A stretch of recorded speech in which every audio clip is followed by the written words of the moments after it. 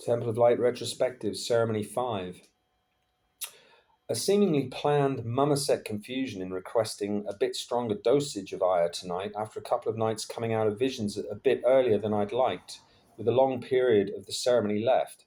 It's fine for that to happen, as you still get a nice space to relax after your ordeal and ponder what the hell it was all about.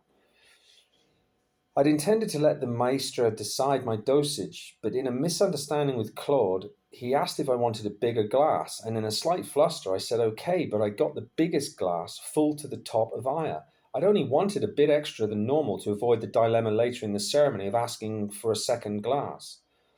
You must understand that the dosage isn't necessarily proportional to the strength of experience, as the shamanic magic also decides a lot of that, and you can find yourself getting further waves of visions due to particular Icaros and whatever spirits are being evoked at the time, so you have to be cautious. Some got into serious trouble that way, brackets, Brian from the US, lol, being almost unable to see late in the ceremony due to a blinding field of laser beam lights in his normal eyesight. I'd had a similar in my third ceremony at Capitaria after Bianca and I were given our strongest dose yet, but we weren't given a choice by Don Lucio at Capitaria on any night, just the option of a second cup about halfway through, which I declined after the first ceremony there, as I was so ill. It took 2 gulps to swallow this glassful, and in my fluster about wasting others' time, I also forgot my intention. I had to ask for my usual let Mama decide what's best for me as I handed back the empty glass. As I walked away, I said to myself, fuck, you've really done it now, boy. In retrospect, as almost everything here seems to be planned by Mama, it turned out as it should. You are shown what you need to be shown. I got a lesson in greed and arrogance, even though I hadn't intended to ask for so much at Aya. Everyone had the toughest time yet. I was taken apart in so many ways I can't even describe, and with my awful back pain and partial stomach issues to physically handle also. My view now is you suffer because you deserve to. It helps, I guess, that I'm a bit masochistic. Lol. I know that Mama will push you to your limits of what you can take, even if you think you cannot. I know the lessons learned are divine gifts to improve your whole being and future existence, if you don't fall back into old patterns of behavior when back in your old life, wherever that was or is, or just ingrained in your own head as learned bad behavioral habits. Mum was very present to support me all night due to the severity of the night. It was very unusual, cold, misty night, everyone wrapped in blankets. I hate the cold. I pulled my blanket over my head as a cocoon as the initial shamanic probing of everyone occurred for the first half an hour of darkness, as the shamans decide what to do depending on the state of everyone, it seems. I started to shiver and tremble with my trauma memory of childhood fear from the days of my stepfather's drunken abuse. The suggestion by a friend in past Chinese horoscope conversations that I was a wood dragon 1964 birth made me think I could warm myself by deep breathing. Visualizing breathing out fiery heat into my blanket cocoon helped somewhat to dispel the intense body shakes, pushing them down and out of my feet, linked to the idea of controlling body temperature and any physical discomfort by mind control as achieved by competent meditators or other spiritually advanced persons. The shivers faded enough to continue further lessons with very strong visuals, notably the arrival of fairies. Super colourful, flying, flapping shapes, so intense it was overwhelming, to the point of near physical suffocation. I had to grasp the crystalline scales of Mama's giant finger to comfort and to regain control.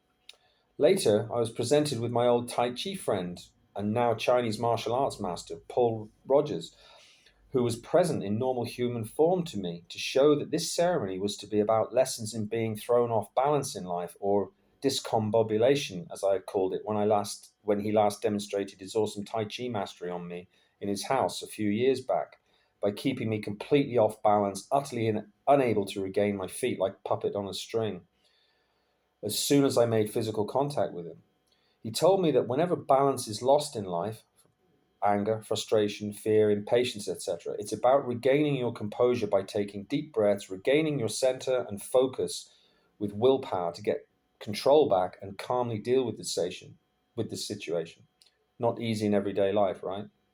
Later, I was presented with the next level of awesome since the Blue Goddess, the master of imbalance himself, Signor as I call him, known to everyone else as Satan. I was talking to Mama about something, when to my left of her an odd dimensional veil or curtain arose to reveal the horned one, sat a bit further back than Mama in a darkened corner smoking a pipe.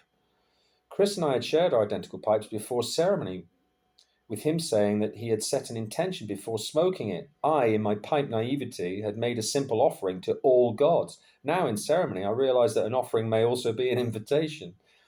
With utmost respect and reverence, I acknowledged him without words. I got the distinct feeling he was nothing like evil at all, but that his retribution, if deserved, would be merciless. He looked a bit like Sauron from Lord of the Rings, but with horizontal horns from the side of his head that turned sharply upwards at 90 degrees. His eyes, when open, were the brightest red fire. Mama explained that he is not what most people think he is. He is also a teacher, but both benevolent and malevolent as necessary, but never to be disrespected or taken for granted, as his fiery eyes open and his gaze is fixed upon you, and he sees your intentions and actions. I was allowed a brief introduction. I asked a question that I now don't remember, and was told, as you are new here, boy, I'll allow that. I thought of Jack's demons. His eyes flashed, and without words he conveyed, "Of course they're my children." I thought of the nasty tuk-tuk driver in my first week in Iquitos who told me I should take San Pedro cactus for cleansing before ceremony. If I had trusted him and did what he said, I could have been severely ill or died. It's the male equivalent of ire and should only be taken in a shaman ceremony. When I thought of this guy, Senor appeared in my mind and said, "Yes, one of mine."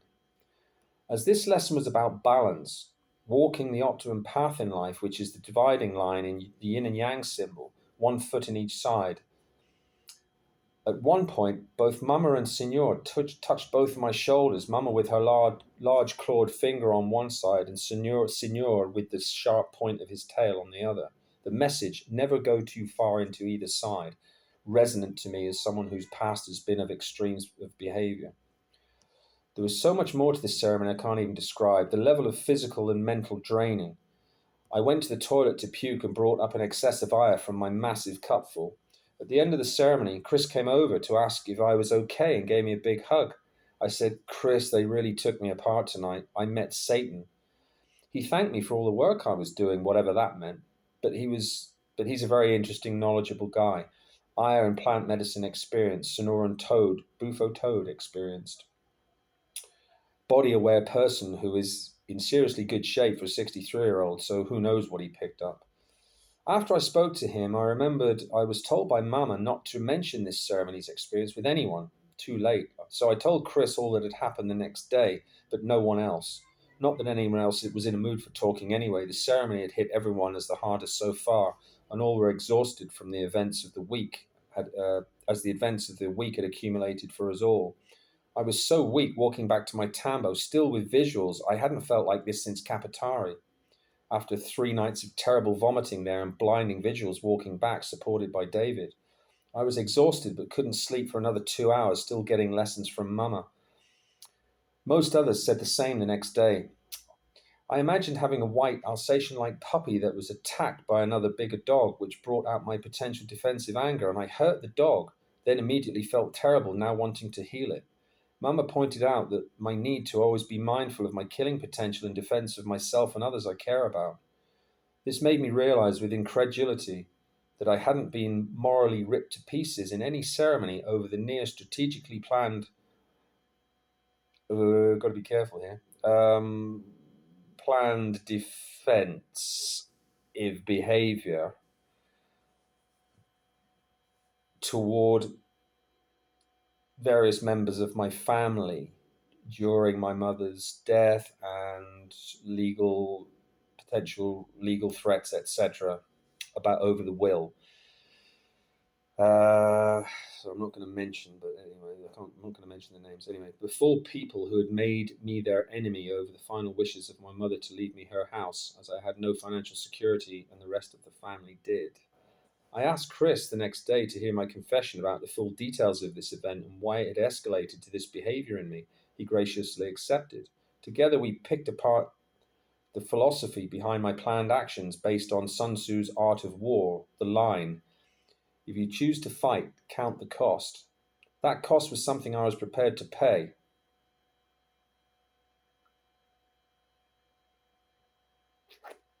I can't read some of this.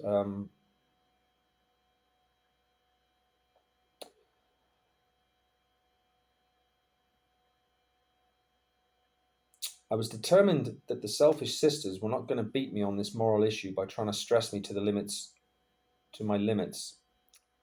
Already at my most stress point in my life as my mother's carer when she was dying in the last months of her life and had been seriously ill for the previous 6 years.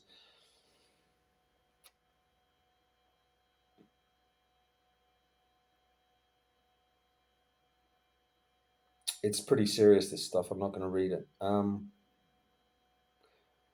But Chris totally understood my morality based reprehensibly of my sister's actions during a time of ultimate stress for me and the level of insanity it drove me to with my CPTS fight mode fully engaged.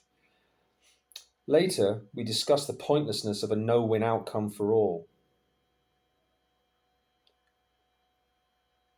I could have been imprisoned, then probably committed suicide. I'll let people read into that what they want really, because it's serious stuff.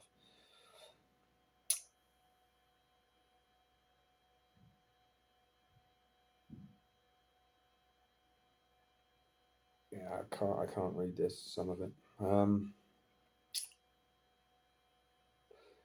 I asked Mama if I seem to be disconnected so easily from her in normal life because I am equally light and dark. I mean, ideally, you want to be mainly light, right? And only a bit of dark. You don't want to be half of each. Except for my generous heart and those I really like or love, but got no answer. Guess I have to work on that question myself, but I got the feeling that these traits may be required in harsh judgment at some future point in her service. This is just part of the thought processes of what you go through after intense ayahuasca ceremonies, possibly, which is why you journal it. It's part of integration. It concerns me somewhat that a part of me likes Signor, but totally aware that he will always be there to tempt me and push the limits of my negative potential in future to knock me off balance. It will always be a test of faith and allegiance to Mama, as I was shown back at Kapatari. He will always be there with an offer of help and a contract when you're at your weakest. Define contract and what that means for yourself.